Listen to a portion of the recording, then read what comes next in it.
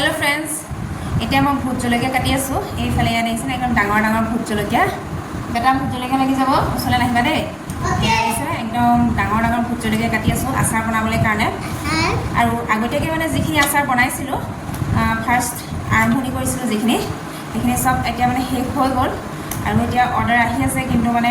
এটা আচাৰ শেষ হৈ গ'ল যোগাৰ কৰিছোঁ আকৌ বনাবলৈ কাৰণে আৰু আজি সেইটো কাৰণে সব কাটিছোঁ মানে কাইলৈ ধুনীয়াকৈ ৰ'দত শুকুৱাম বুলি ভাবিছোঁ সেইটো মানে আজিয়ে মানে সব কাটি মেলি ৰেডি কৰি থৈ দিওঁ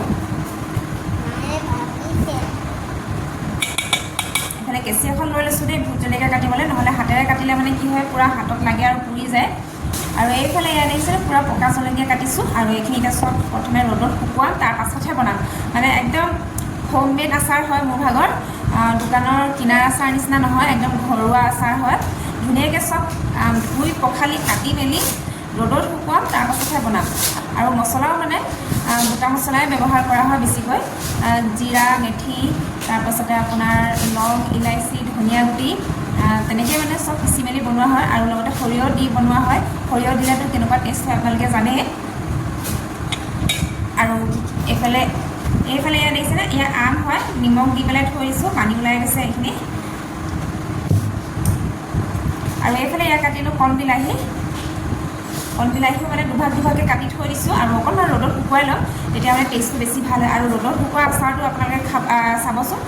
বেছি টেষ্ট হয় কাটি পেলাই লগালগ বনোৱা আচাৰটোতকৈ মানে ৰ'দত শুকুৱাই মেলি বনালে বেছি টেষ্ট হয় আৰু এইফালে এয়া কঁঠাল কাটি থৈছোঁ এইখিনি বইল কৰিব লাগিব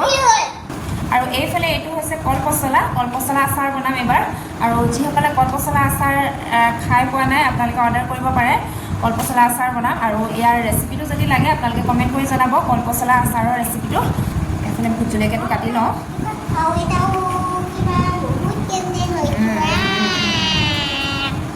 কাটি লওঁ তুমি আঁতৰি দিয়া বেটা ভূত জলকীয়া লাগি যাব দেই ভূত জলকীয়া একদম গোন্ধটো কিন্তু একদম মজা আহিছে আচাৰত মানে ভূত জলকীয়া দিলে কেনেকুৱা টেষ্ট হয় আপোনালোকে জানে আৰু ক'ব নালাগে আৰু এবাৰ মোৰ আচাৰ খাই চালে আপোনালোকে আকৌ এবাৰ খাবলৈ মন কৰিব সেইটো মানে মই পূৰা একদম গেৰেণ্টি দিছোঁ আৰু প্ৰথমবাৰ মানে মই জলকীয়াখিনি হাতেৰে কাটিছিলোঁ আৰু তাৰ পাছত মানে ৩-৪বাৰমান চাবোনেৰে ধুইছোঁ তেতিয়াহে গৈছেগৈ মানে হাতৰ ভূত জলকীয়া গোন্ধ আৰু সেইটো কাৰণে কেঁচি এখন আনি লৈছোঁ এতিয়া এক্সট্ৰাকৈ এইখন মানে অকল জলকীয়া কাটিবলৈ কাৰণে আৰু কিটচেনৰ পাৰপাছৰ কাৰণে আনি লৈছোঁ আৰু এইফালে ভূত জলকীয়া গুটিখিনি আছে দেখিছেনে এইখিনি ধুনীয়াকৈ পচাই থৈ দিম পুলি ওলাব ভূত জলকীয়া গছ ওলাব তেতিয়া আচাৰৰ কাৰণে আৰু চিন্তা নাই এইফালে মোৰ ভূত জলকীয়া কাটি পূৰা ৰেডি হৈ গ'ল শেষ হৈ গ'ল মানে আৰু এইফালে এয়া অকল কলপচলাটো আছেগৈ বাকী কাটিবলৈ কাৰণে বাকী চব কাটি হৈ গ'ল আৰু এইটো এতিয়া কাইলৈ কাটিম আৰু এতিয়া নাকাটো বহুত দেৰি হৈ গ'ল কাৰণ আৰু আকৌ এবাৰ কৰিছোঁ আপোনালোকে যদি মোৰ আচাৰ অৰ্ডাৰ কৰিবলৈ বিচাৰে 8486322199ত কল কৰিব আৰু আপোনালোকে আচাৰ পাই যাব আৰু যদিহে মোৰ ঘৰৰ ওচৰত কোনোবাই ভিডিঅ' চাই আছে তেনেহ'লে আপোনালোকে অৰ্ডাৰ কৰিব পাৰে ঘৰতে মই আচাৰ দি থৈ আহিমগৈ আৰু মোৰ ঘৰ হয় Jorhat NEFA gate airport road নাওহলীয়া গাঁও আৰু এইটোৱে ইয়াতে যদি আপোনালোকৰ ঘৰ হয় তেতিয়াহ'লে আপোনালোকে অৰ্ডাৰ কৰিব পাৰে আৰু সোনকালে আচাৰ পাই যাব আপোনালোকে আমৰ আচাৰ কণ বিলাহী আচাৰ কঁঠালৰ আচাৰ আৰু পচলা আচাৰ আৰু জলফাই আচাৰ আছিলে বাৰু জলফাই আচাৰ এতিয়া মানে শেষ হৈ গ'ল আৰু যদিহে আপোনালোকে দূৰৰ পৰা অৰ্ডাৰ কৰিবলৈ বিচাৰে তেতিয়াও অৰ্ডাৰ কৰিব পাৰে মই কুৰিয়াৰ কৰি পেলাই পঠিয়াই দিব পাৰিম কিমান লাগে কি কথা আপোনালোকে কৈ দিব আৰু এড্ৰেছ দি দিব আৰু সেইটো এড্ৰেছতে মই পঠাই দিম আপোনালোকক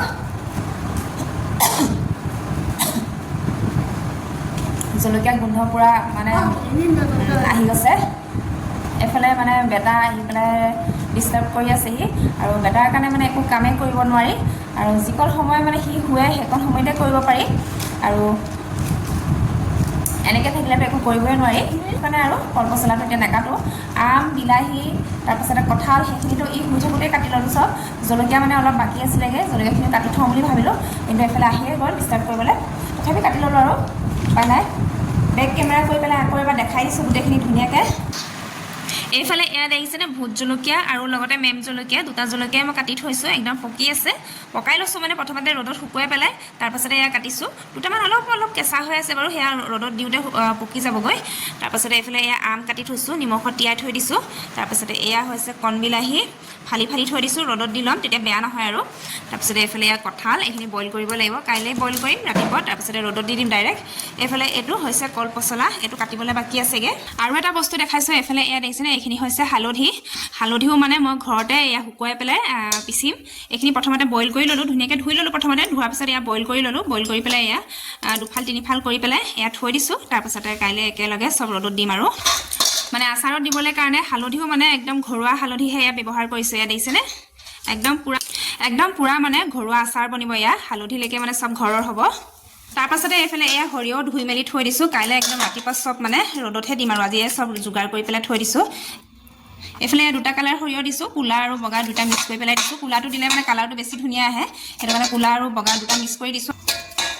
আৰু ক'লাটো অকণমান মানে টিটিকি লাগে ডাইৰেক্ট খাবলৈ হ'লে অলপ দিনৰ পাছতহে খাবলৈ হয়গৈ সেইটো কাৰণে বগা আৰু ক'লা দুটা মই মিক্স কৰি পেলাই দিছোঁ ইয়াত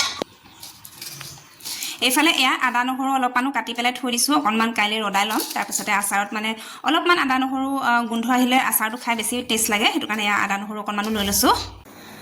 চব এতিয়া কাটি মেলি ঢাকি থৈ দিছোঁ ধুনীয়াকৈ আৰু আজি ভিডিঅ'টো ইমানতে সামৰণি মাৰি দিছোঁ ভিডিঅ'টো কেনেকুৱা লাগিলে কমেণ্ট কৰি জনাব আৰু যদিহে ভাল লাগিলে লাইক শ্বেয়াৰ কৰি দিব আৰু মোৰ এই আচাৰৰ বিজনেছটো আগুৱাই যাবলৈ কাৰণে আপোনালোকে আশীৰ্বাদ কৰিব যাতে মই আৰু আগবাঢ়ি যাব পাৰোঁ আৰু লগতে চবেই ছাপোৰ্ট কৰিব আজি ভিডিঅ'টো ইমানতে সামৰণি মাৰি দিছোঁ কাইলৈ আকৌ নতুন এটা ধামাকা ভিডিঅ' লৈ আহি আছোঁ আজিৰ কাৰণে তেনেহ'লে বাই বাই বাই বাই